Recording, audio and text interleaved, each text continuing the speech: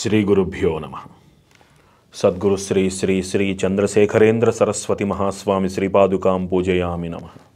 శ్రీమాతృభ్యో నమః. శ్రీపితృభ్యో నమః. శ్రీ గురుభ్యో నమః. నమో బ్రహ్మాదిభ్యో శ్రీ గురుభ్యో నమః. గురుకృపా హి కేవలం.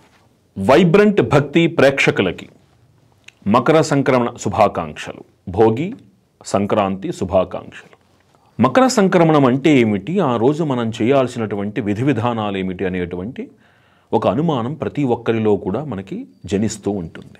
అయితే పండగ అనగానే పిండి వంటలు వండుకోవడము అనేటువంటి ఒక నానుడితోటి 2-3 తరాల వాళ్ళు చేసినటువంటి కొంత ప్రాపకం వలన నిజమైనటువంటి ఒక పండగకి అర్థం మనం మరిచిపోయాము అన్న నిజాన్ని మనం గ్రహించాలి. సంక్రమణము అంటే అర్థం ఏమిటి, దాన్నే సంక్రాంతి అని కూడా అంటాం. అంటే అర్థం ఏమిటి అంటే ఒక రాశి నుంచి మరొక రాశికి గ్రహం చేసే ప్రయాణాన్ని సంక్రాంతి అంటాం. అదే సంక్రమణము అంటాం. ఇక్కడ ధనస్సు రాశి నుంచి మకర రాశిలోనికి రవిగ్రహం అంటే సూర్యగ్రహము చేసేటువంటి ప్రయాణాన్ని మకర సంక్రమణ సమయము అంటాము. దానినే ఉత్తరాయణ పుణ్యకాలము అని కూడా మనం పిలుస్తాం. ఈ ఉత్తరాయణ పుణ్యకాలం అనేటువంటిది శాస్త్ర విధులకి చాలా శ్రేష్టమైన కాలముగా చెప్పబడింది మనకి. అంటే రవి ప్రాభవము ఎక్కువగా ఉంటుంది. ఇక నుంచి ఇంతకాలం చంద్రప్రాభవం ఎక్కువగా ఉంది కదా, రాత్రి సమయం ఎక్కువగా ఉండేటువంటి శరత్కాలాన్ని మనం దాటాం కదా, ఇక సూర్యప్రభావం ఎక్కువగా ఉంటుంది. ఈ సమయాన్ని మనం ఉత్తరాయణ పుణ్యకాలముగా మకర సంక్రమణముగా చెప్తాం. ఒక సంక్రాంతి అనేటువంటి ఈ స్థితి ఏదైతే ఉందో పరాశర శాస్త్రం ఏం చెప్తుంది అంటే, జ్యోతిష శాస్త్రం ఏమో చెప్తుంది అంటే ఆ సమయము చాలా ఉత్కృష్టమైనటువంటి సమయము అని చెప్పబడుతున్నది.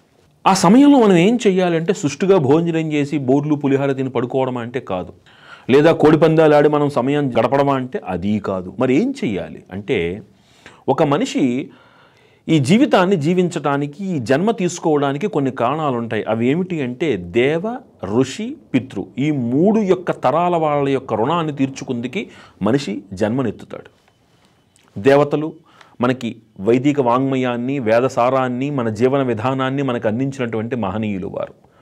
దేవతలు అంటే మళ్ళీ మనం ఫోటోల్లో చూసినటువంటి దేవతలుగా కాక కాస్త జాగ్రత్తగా నిశితంగా పరిశీలిస్తే ఈ సృష్టి క్రమాన్ని నడిపిస్తున్నటువంటి పంచభూతాలకి అధిపతులు దేవతలు.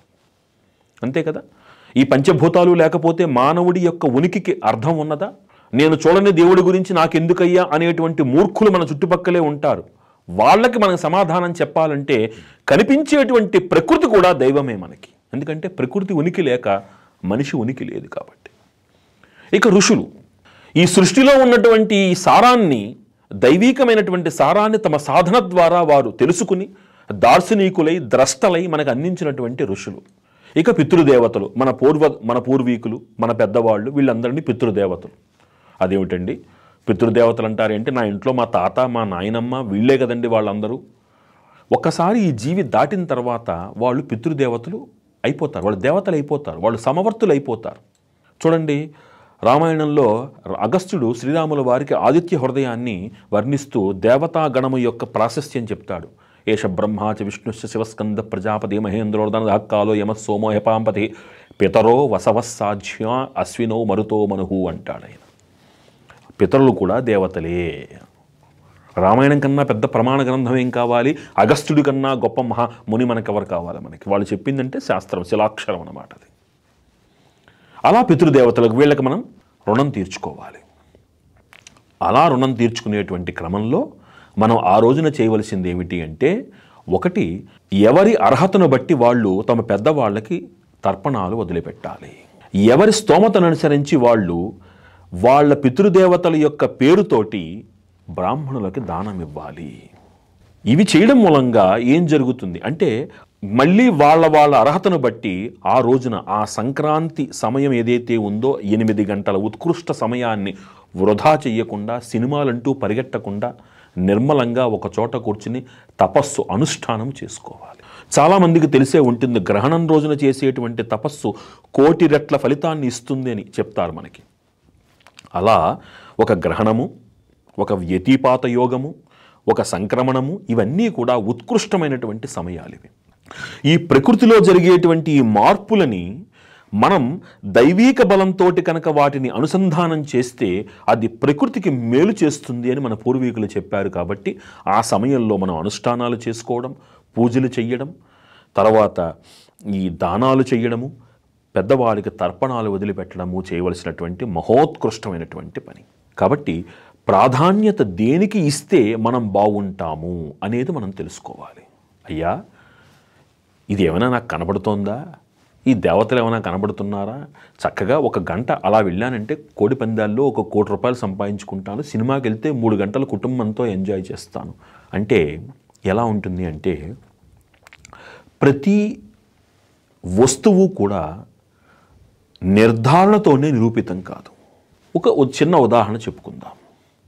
ఒక విద్యార్థి పరీక్షకి ప్రిపేర్ అవుతున్నాడు. అతను రాబోయేటువంటి పరీక్షలో ఇతను చదివిన ప్రశ్నలు మాత్రమే వస్తాయన్న రూఢితో అతను ప్రిపేర్ అయితే ఆ రూఢితో ఆ పరీక్షకు వెళ్ళగలడా? అతను చదివినవి వస్తాయనేటువంటి ఒక నమ్మకం, చదివినవి వస్తే ఒక ఆనందము, వచ్చిన దానికి అనుగుణంగా అతను అక్కడ ప్రిపేర్ అవ్వకపోతే అతని లోపము.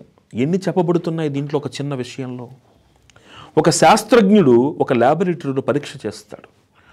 తను నేర్చుకున్నటువంటి విద్య ఈ పరీక్షల ద్వారా రుజువు అవుతుంది అన్న నమ్మకంతో చేస్తాడు. ఆ రుజువైన తర్వాత నమ్ముతాడు. రుజువైనది రూఢి అవుతుంది. అంతవరకు ఉపయోగపడింది ఏంటి?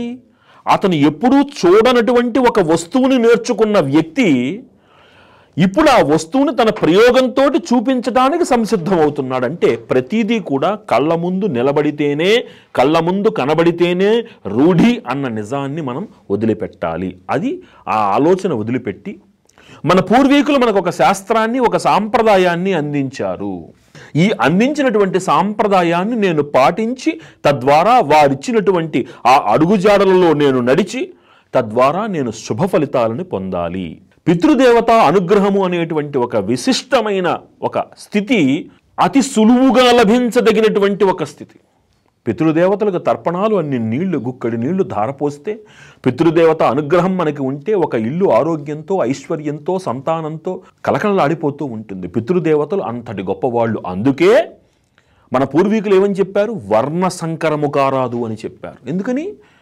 ఈ ఋషి సంపత్తి, ఈ ఋషి పరంపర ఇవన్నీ ఒక్కొక్క వర్ణాన్ని ఆశ్రయించి ఉంటాయి. కాబట్టి తద్వారా వాటిని మనం సంకరం చెయ్యకుండా ఆయా రీతులలో, వారు పెద్దవాళ్ళు నిర్ణయించినటువంటి రీతులలో వివాహాది శుభకార్యాలు జరిగి వంశము వృద్ధి చెందాలి అంటే ఇక్కడ వర్ణ సంకరము అని చెప్పబడింది. ఏంటంటే మళ్ళీ దీనిని చూసేటువంటి కుహనా మేధావులు దానిని అంటరానితనం ఇలా ప్రత్యేకంగా మాట్లాడారు. కానీ అందులో ఉన్నటువంటి సూక్ష్మాంశం ఏమిటి అంటే, ఈ పితృదేవతా వ్యవస్థ ఎక్కడా కూడా ఖేదం కాకుండా దృగ్గోచరమైనటువంటి ప్రకృతిలో అంతర్లీనంగా ఉన్నటువంటి దేవతా శక్తిని మనం మన తపశ్చర్యల ద్వారా మనం ప్రచోదనం చేసి జనహితం కోసం పాటుపడేటువంటి ఒక మహత్తర ప్రక్రియ ఈ మన శాస్త్ర ప్రమాణములు అని చెప్పేటువంటి ఒక మహత్తర కార్యం ఇది. కాబట్టి ఈ విధంగా ఈ పర్వదినాన్ని చక్కగా కుటుంబ సభ్యులందరితోటి ఆనందంగా జరుపుకోండి. కనుమ రోజున చక్కగా గ్రామదేవతలకు నివేదనలు పెట్టండి. గ్రామదేవత ఆరాధన సర్వశ్రేష్టము. ఆ గ్రామదేవత యొక్క అనుగ్రహం ఉంటేనే ఏ గ్రామమైనా వర్ధిల్లుతుంది.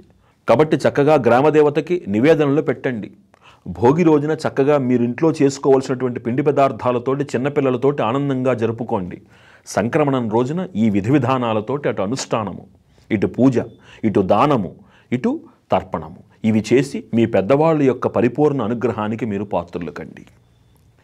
మిగిలిన ఆర్భాటాలు చేసుకోవాలి అంటే ముందు ఇవి చేసిన తర్వాత మీరు ఎన్నైనా చేయండి. అలా ఈ పవిత్రమైనటువంటి ఈ సంక్రమణ పర్వదినాన్ని సహేతుకంగా శాస్త్ర ప్రమాణంగా జరుపుకుని మీరు మీ కుటుంబాలతో ఆనందంగా, సంతోషంగా అభివృద్ధి పథంలో ఉండాలని మనస్ఫూర్తిగా కోరుకుంటూ సర్వం శ్రీ లలితా మహా త్రిపుర సుందరీ దేవి దివ్య పాదార విందార్పణమస్తు.